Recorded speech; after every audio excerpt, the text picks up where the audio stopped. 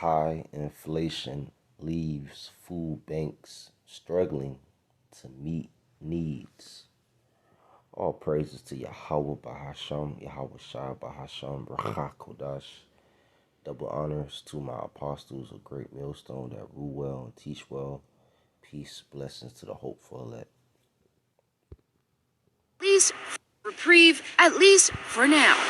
The U.S. inflation rate declined for the first time since August. And while prices still increased, it's happening at a slower pace than in previous months. I'm a little hesitant to call it good news because we don't know, of course, where it's going to go in the next few months. According to new Bureau of Labor Statistics numbers released Wednesday, the consumer price index was up 8.3% in the 12 months ended in April, a decrease from the 8.5% recorded in March, which marked the highest inflation level in more than 40 years. The numbers suggest the inflation peak could be behind us, but major global events continue to shake up the economy. Of course, the war in the Ukraine that Putin is waging is having an effect on energy prices in particular. That means Americans may not feel an improvement in their wallets just yet.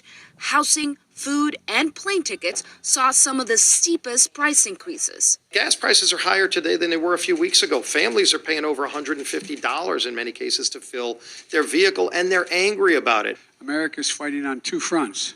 At home, it's inflation and rising prices. The pressures that have kept inflation rising for months are still strong, a problem for American households already strapped for cash.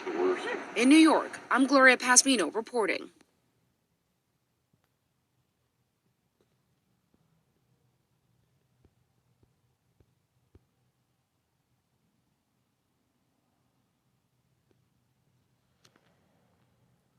Just as Americans gear up for summer road trips, the price of oil remains stubbornly high.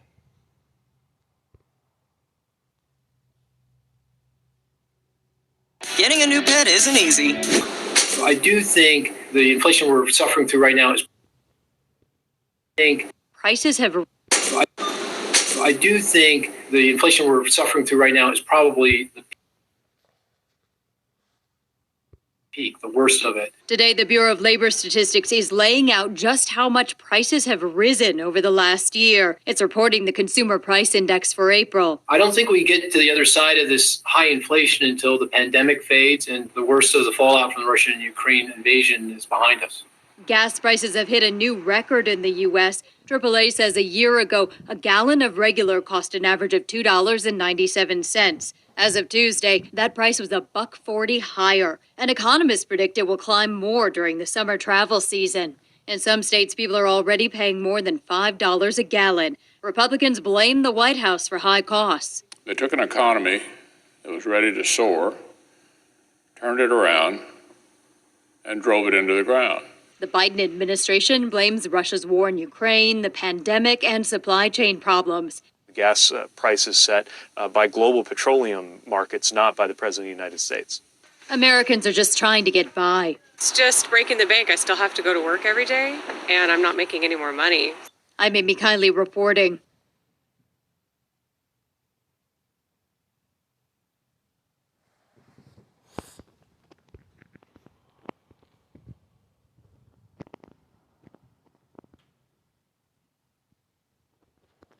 President Biden outlined plans to tackle inflation woes. I want every American to know that I'm taking inflation very seriously. President Joe Biden highlighting plans to lower energy prices, lower prescription drug prices, raise taxes on corporations, and ease supply chain bottlenecks while taking aim at Republicans. They don't want to solve inflation by lowering your costs. They want to solve it by raising your taxes and lowering your income. Despite an historically strong jobs market, Biden has faced low marks on the economy as inflation has soared. Republicans have pounced. These Democratic price hikes will likely be American families' new normal. In addition to higher grocery tabs, AAA says the nationwide average for a gallon of regular gas hit a fresh record of $4.37, up $1.40 from 1 year ago. The war certainly doesn't look like it's going anywhere, but summer driving season is just kicking in. Warmer weather, longer days, people are going to be out on the roads, more demand.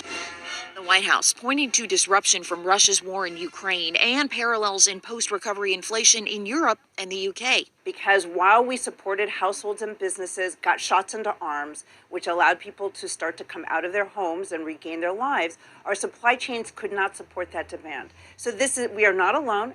Inflation surged to a 4-decade high in March. The federal government releases April data on Wednesday. In Washington, I'm Karen Kafa.